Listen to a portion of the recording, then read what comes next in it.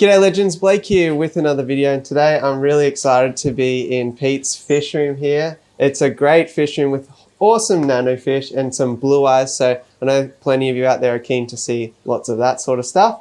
So thanks first for having me, Pete. No worries. I'm really excited to be here. Welcome. I know Pete through the Aquarium Club, the ASV, so we get along like a house on fire, so I'm sure there'll be plenty of chatter to as we go through, but I'm excited. Let's just get straight into the tour, I think. I know we can probably start here if you want. So, yeah, it seems like a best place as any. Yep. So, yeah, that's my Ivan Stofey, Pseudomugil Ivan Stofey grow out tank. Definitely producing quite a number of these guys.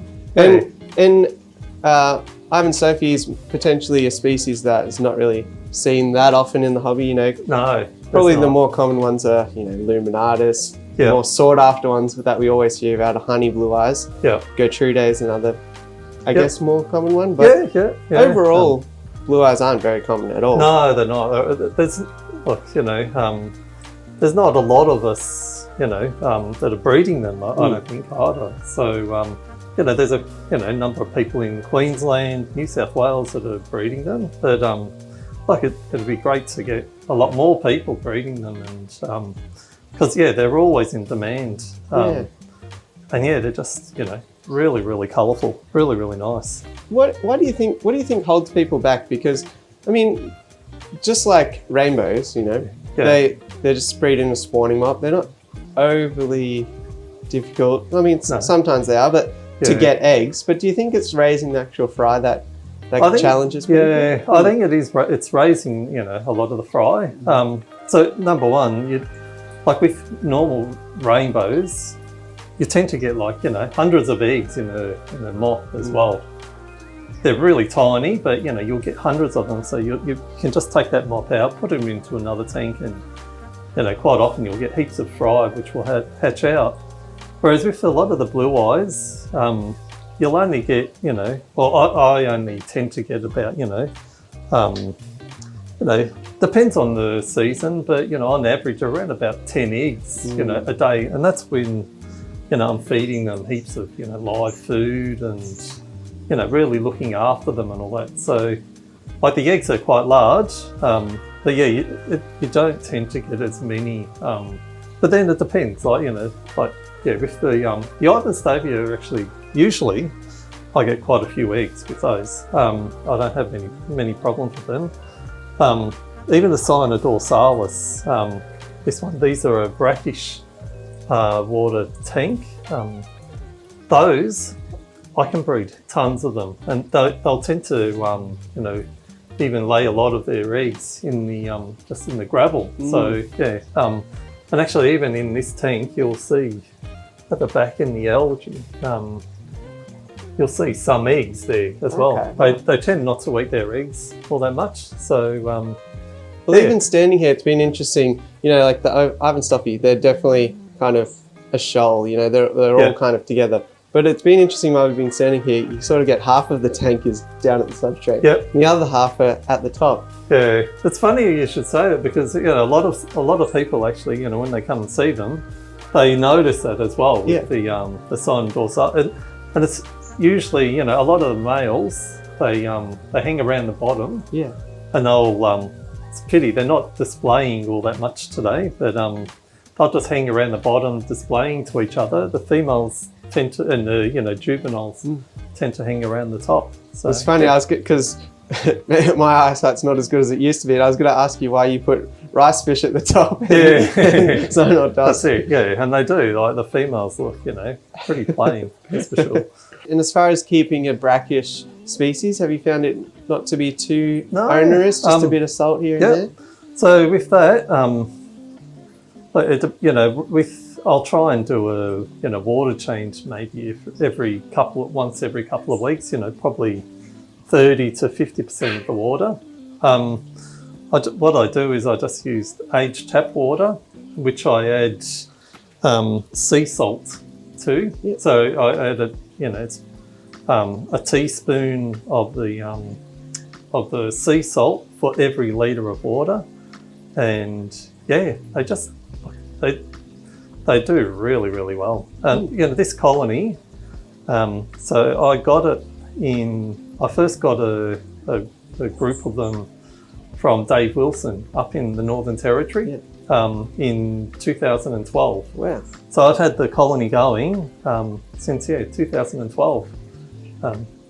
And so just doing the numbers on that, because Pseudomugils, they are pretty short-lived, aren't they? So So generally are. These ones, or most of them, would live probably 3 years or so tops. Yeah, look, you know, it depends. I reckon, you know, pretty much on average, you know, probably 2 to 3 years they'll live for. Having said that, I've had some of the Forktails. Like, I don't have any, you know, really, really big ones at the moment, but I've had some of those, you know, live, you know, at least 4 years. And, you know, like in the end, they were just, you know, so big. I ended up putting them into this, like they weren't breeding for me anymore, but I ended up putting them into this display tank, and they lived in the display tank for ages until,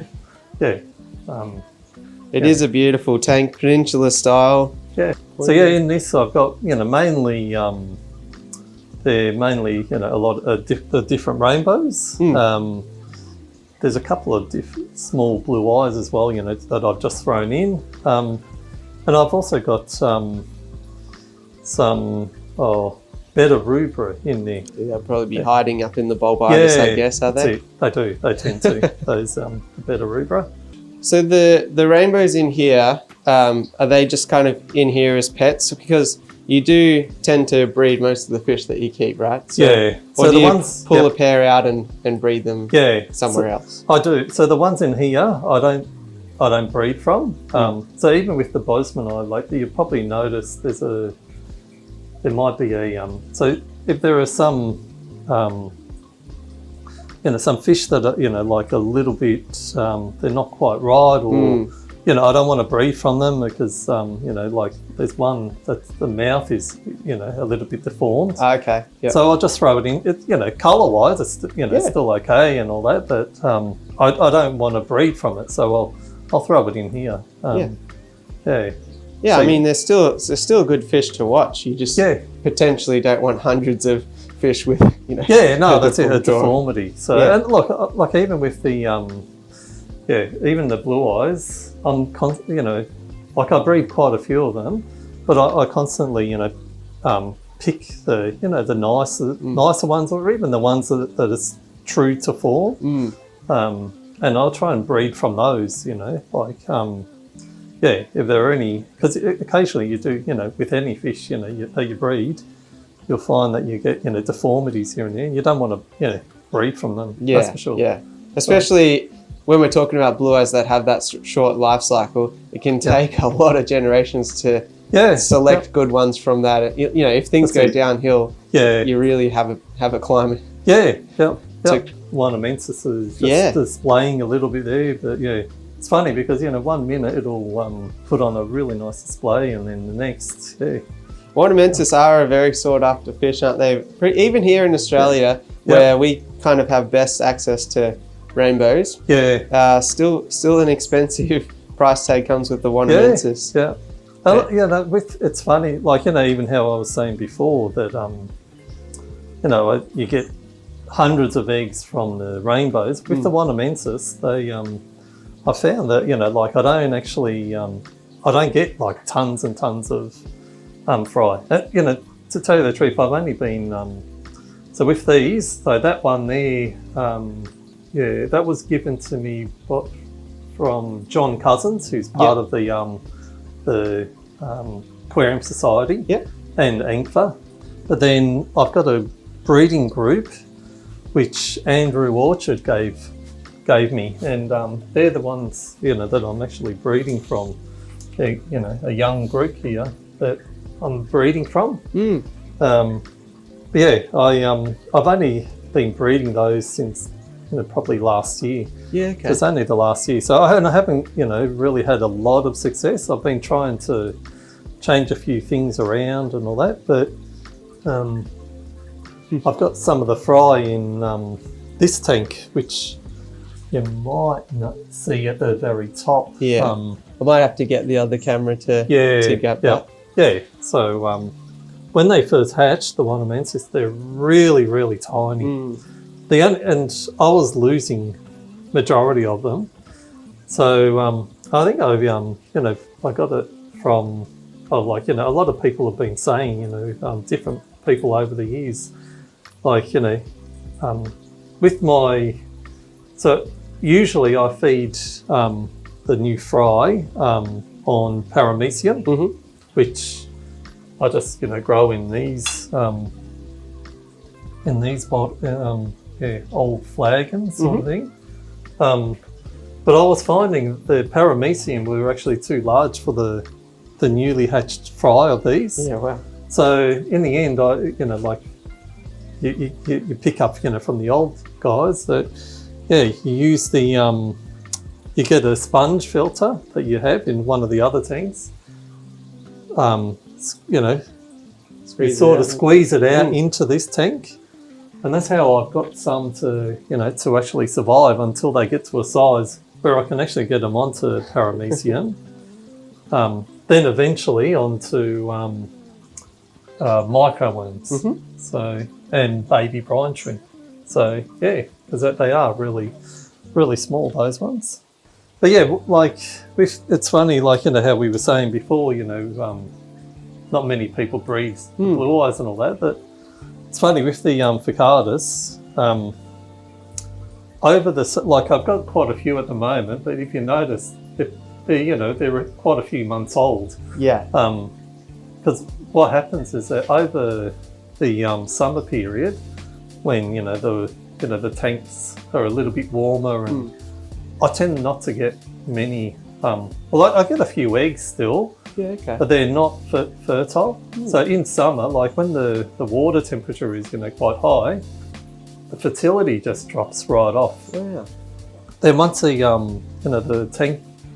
water temperature starts coming down, around about pretty much from now onwards, as the water temperatures start going down, the fertility starts increasing again.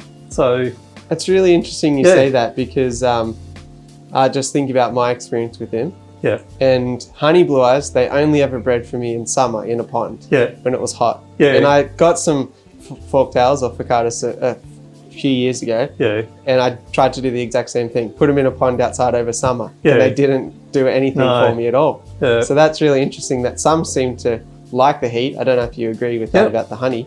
Yeah. But and some like the cooler temperatures. Yeah, that's it. I do. Yeah. So here I've got this is just a Luminatus tank.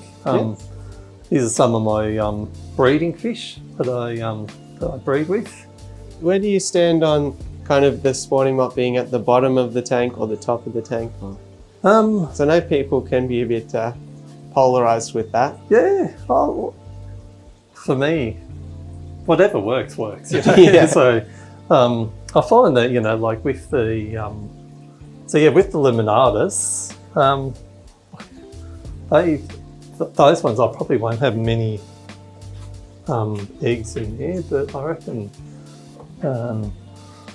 this one, just grab it. I reckon this one, this group usually get quite a few eggs. So, and look, sometimes I'll get eggs at the bottom of the spawning mop. Other times I'll get them, on the top of the, So, yeah, for me, straight away there's one. Yeah. Luminatus egg. A few there. But then again, as you can see, there's some more down at the bottom as well. There's quite a few. Not too picky, are they? No, they're not. So yeah, with these, they tend to. Yeah, they'll just lay, their eggs everywhere, really.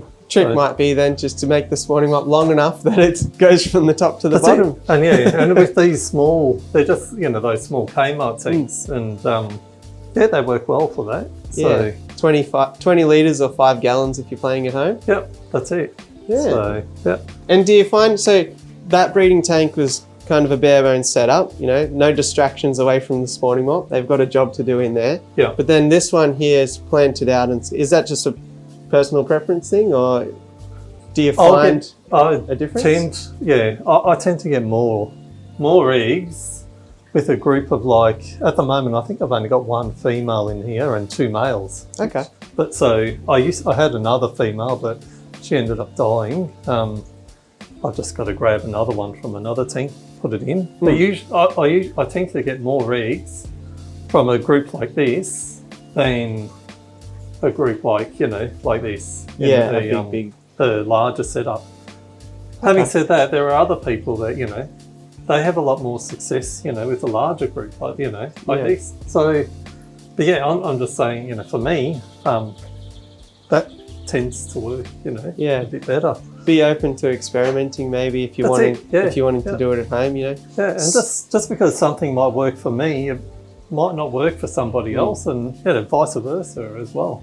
So it's good to just keep your options open. Got some other blue eyes here, and with those Ross Rivers, when I first got those, I got the Ross Rivers in one tank, which are a large, boisterous sort of, blue eye.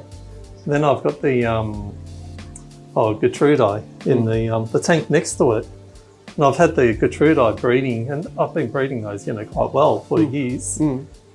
I got the Ross Rivers and put them into a tank next to it. Straight away, the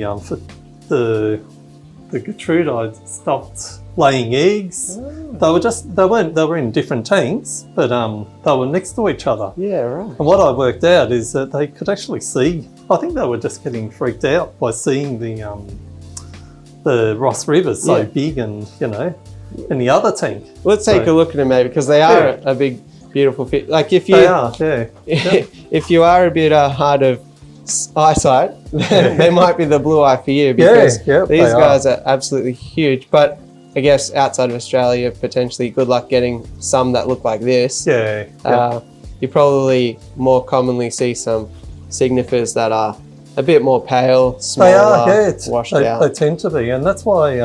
So with these, they were collected from the wild for me, and I've been really lucky in breeding them. I've got actually quite a few young of them, but they're just, and it looks like the young are actually getting they're keeping a lot of the colours of these wild form. Like even when I got these, they were actually quite a lot smaller. They weren't as colourful as these either. So I've grown them up, and but they're really, really nice, beautiful blue eye, especially when they're displaying to each other as well. They're going mad for that baby brine shrimp, aren't they?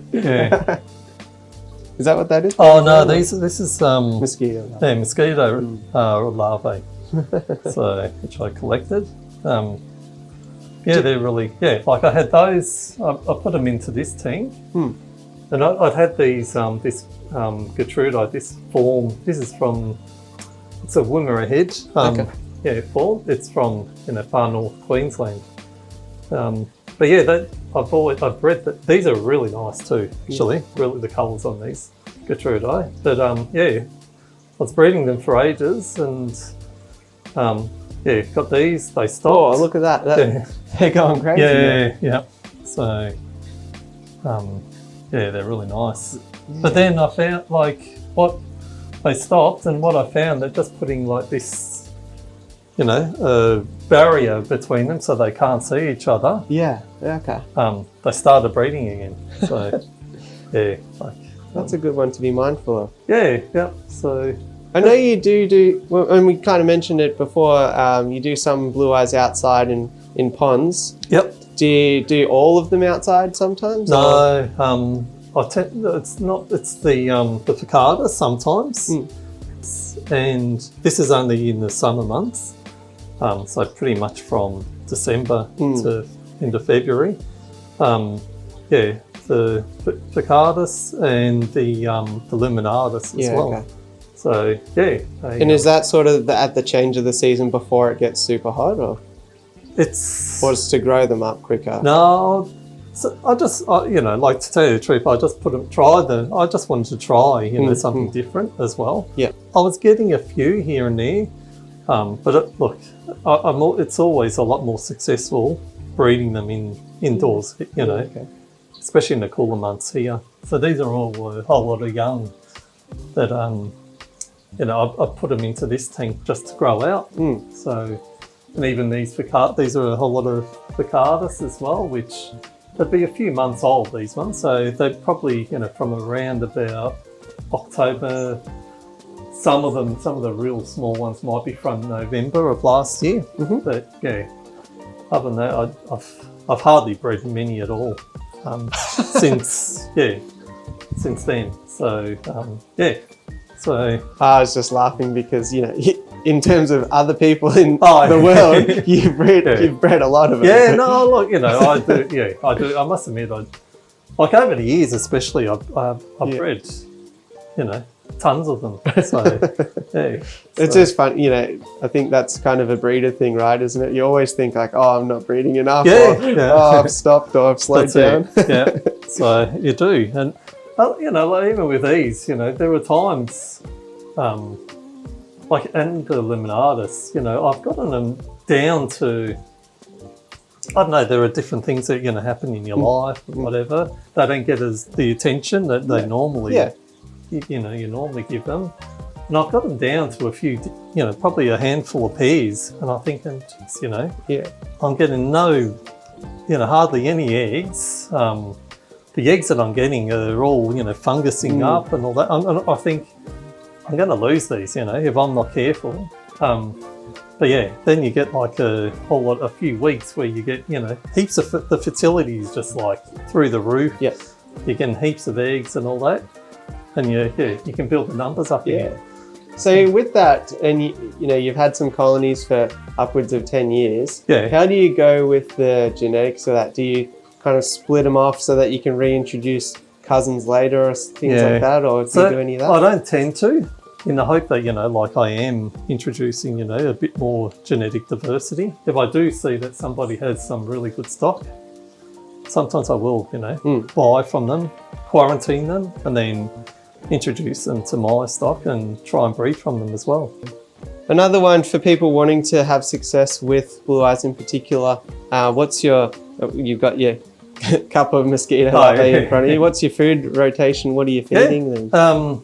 So basically I use like it's, you know, just a normal commercial you know, fish food, which I put into it's like a salt and pepper grinder, and you know, grind it, you know, small enough to for the fish to eat. So that's generally what they get.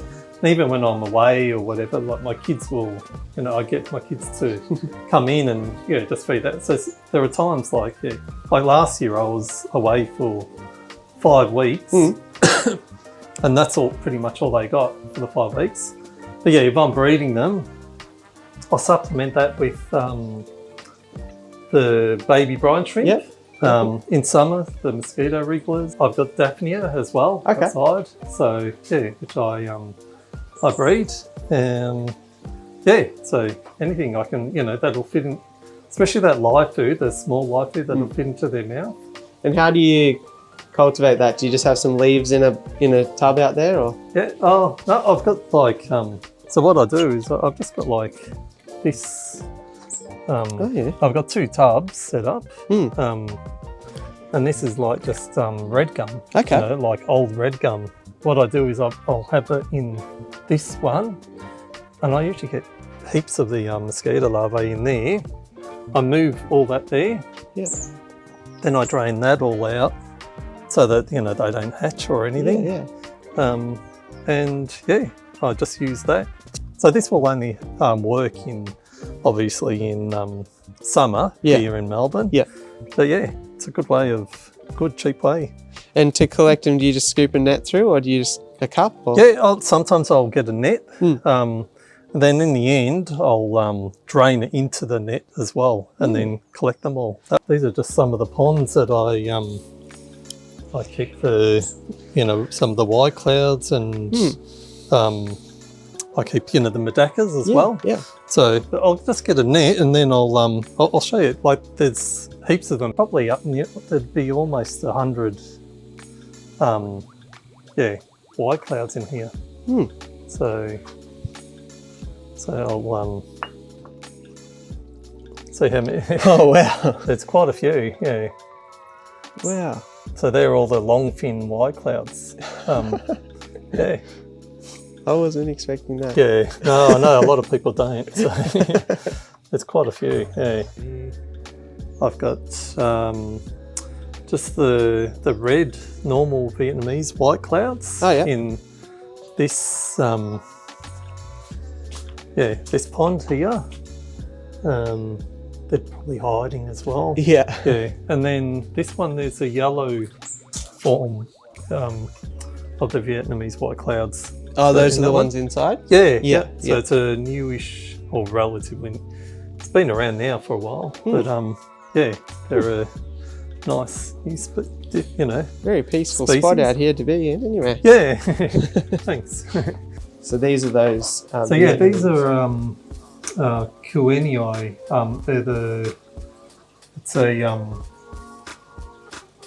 a lemon Vietnamese white cloud. Sure.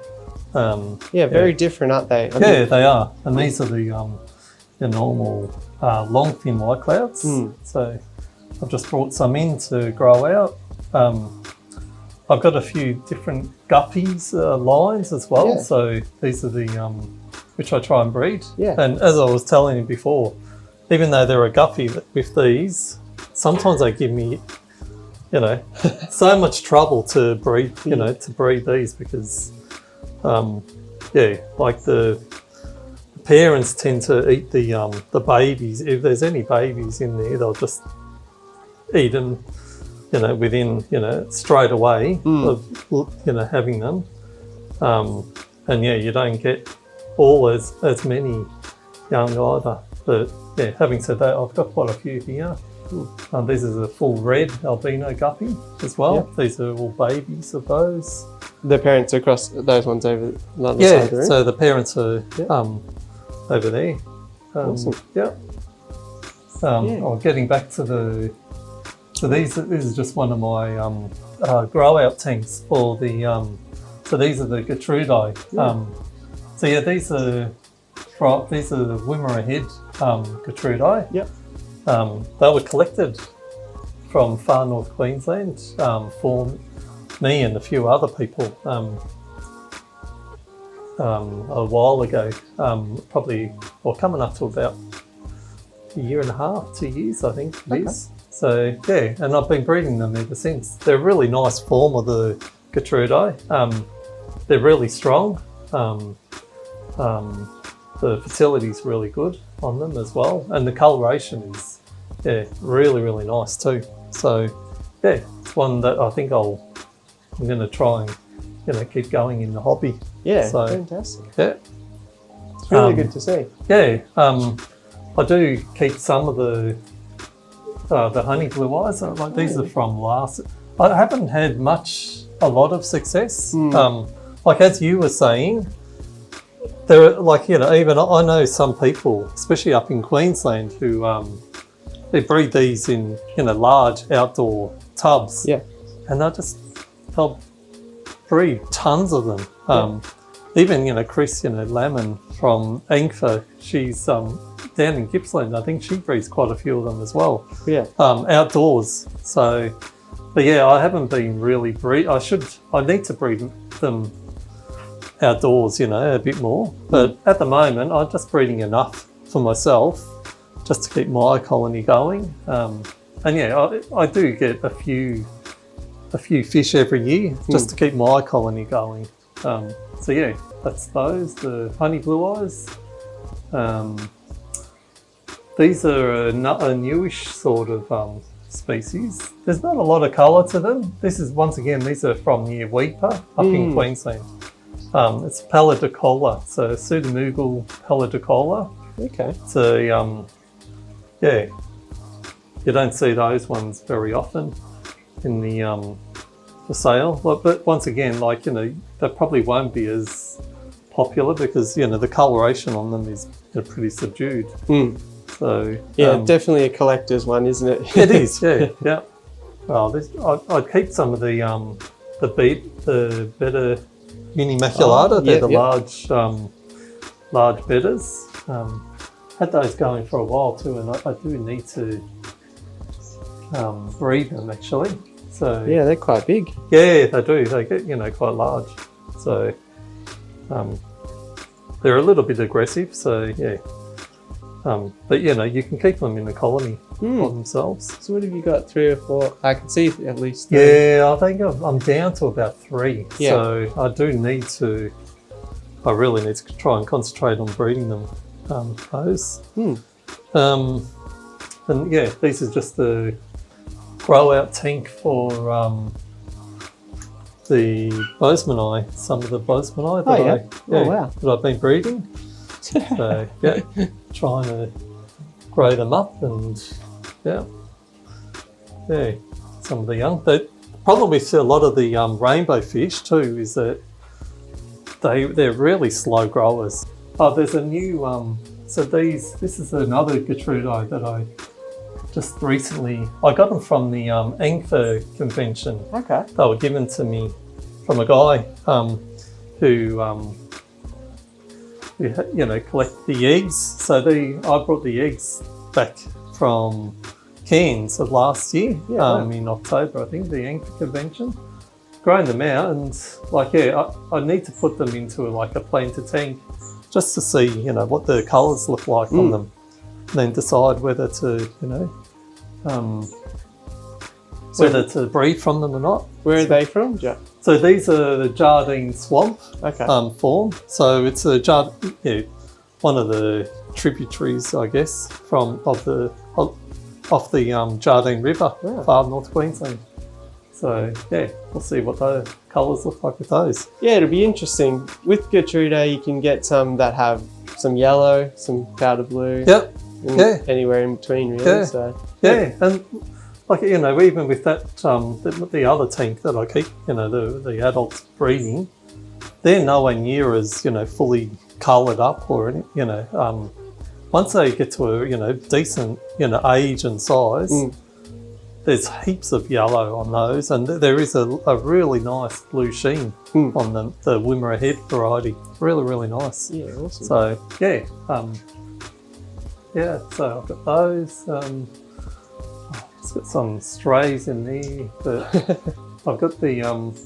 the lyre-tail killies. I've actually bred some of the killies, you know, in the past and all that too, but I'm trying to... I do want to breed them, you know, a bit more. And I've had a bit of, you can see the male probably there. Really, really nice, really beautiful colours on them. So, I want to have a bit more of a crack at, you know, breeding some of the different killies. Another one as well, that blue eye that I keep, or just been, you know, starting to keep recently, is a Pseudomugil halophilus. So it's a mangrove blue eye. But once again, like, the colours are a bit more subdued on these. They're probably, you know, more a real, you know, hobbyist sort of,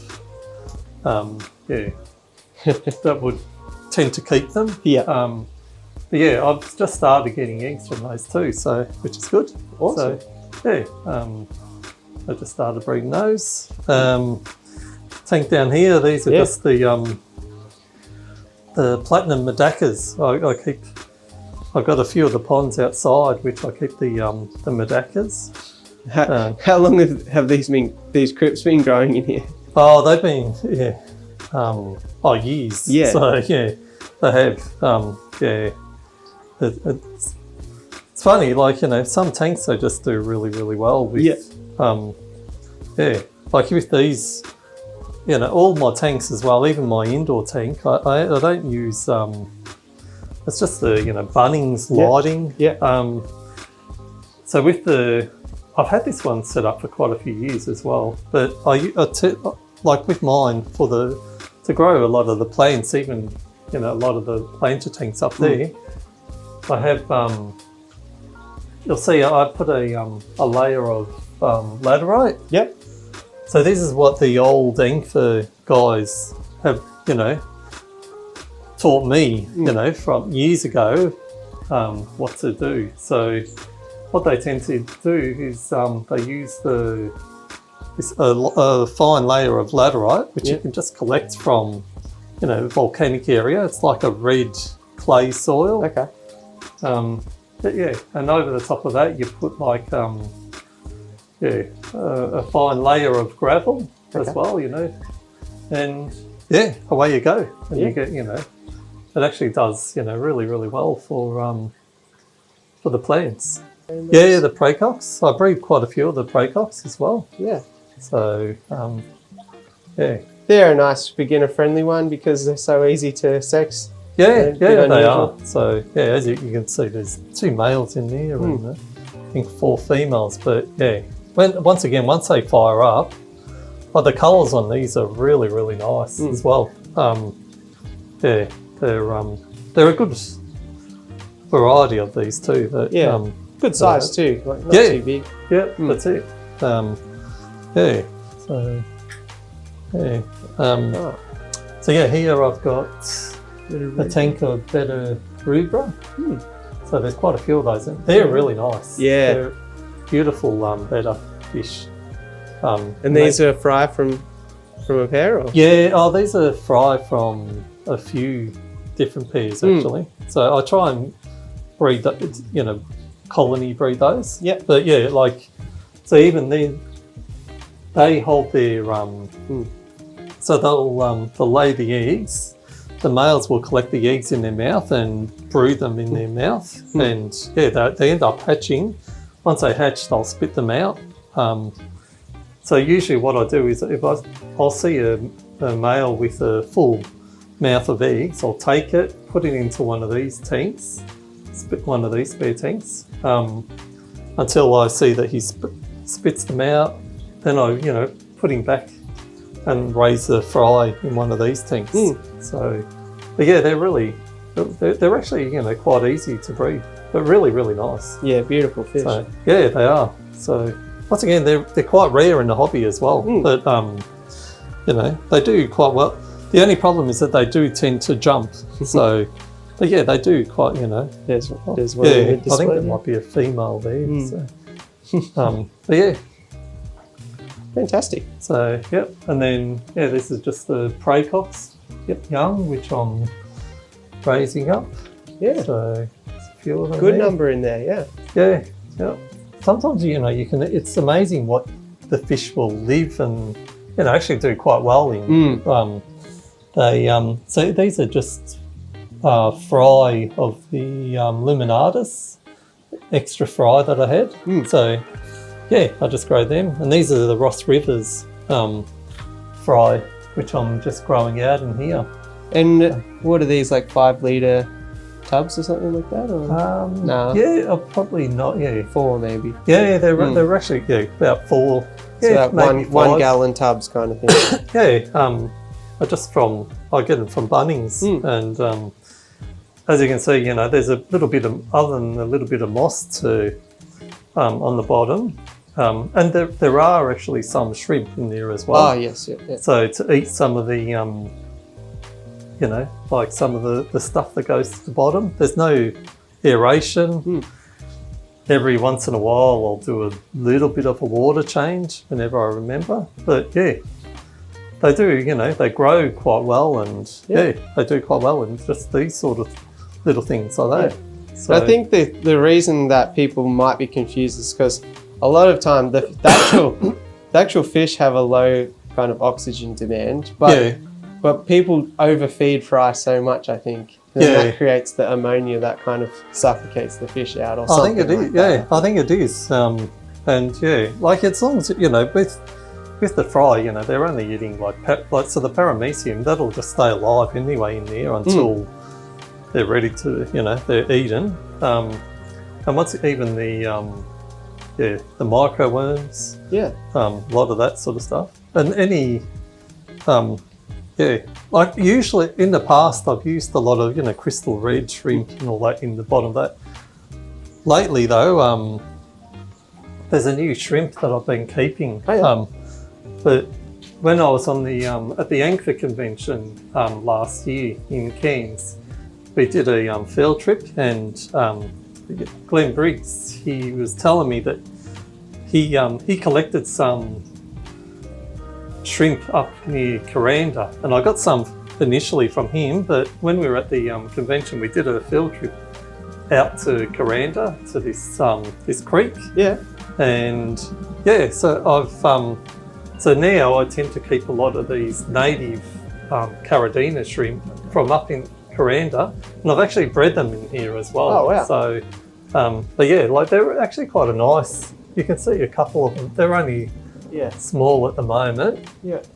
I'll get some better shots of them later. Yeah, but there's in here, they actually get quite large. They're only really small, but they actually get quite large.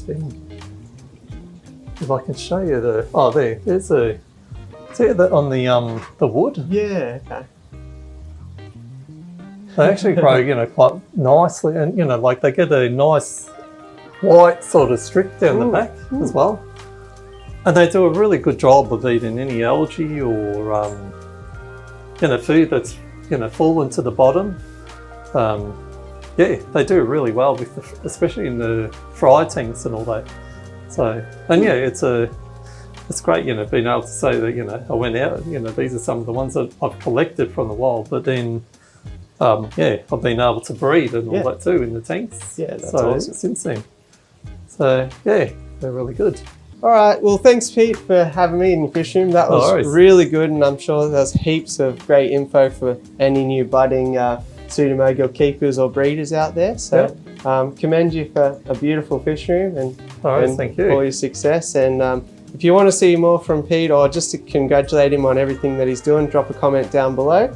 And we might revisit again in the future or something like that. Yeah, and look, even one of the other things that I would like to say too is, if you are interested in any of these fish and all that, get involved in one of your the local clubs. So here in Victoria, we've got Angfa Vic, which really nice group of people, and we've also got the Aquarium Society of Victoria. Yeah, really nice group of people and all that too. I tend to. I prefer communicating in person, with a lot of people and all that, talking to a lot of people, and they're a great place, these clubs to a great way to just elevate share your hobby ideas, a little bit, get access to different fish that you never thought you'd be able to and all that as well. So definitely. I'm excited for you to bring some Pseudomugils down to the fish fair and get access to some on of Sunday, those. I definitely will. So if you're interested, definitely get involved in some of your local clubs because they're really good, really great. Like I totally agree, and I'm glad that I met you through that avenue as well. So without that, we wouldn't be here today. No, that's it. So all right. So if you like the video, it always helps me out to smash like, hit subscribe, and all that fun stuff. And I'll catch you on the next one. Thanks for watching. Thanks. See ya.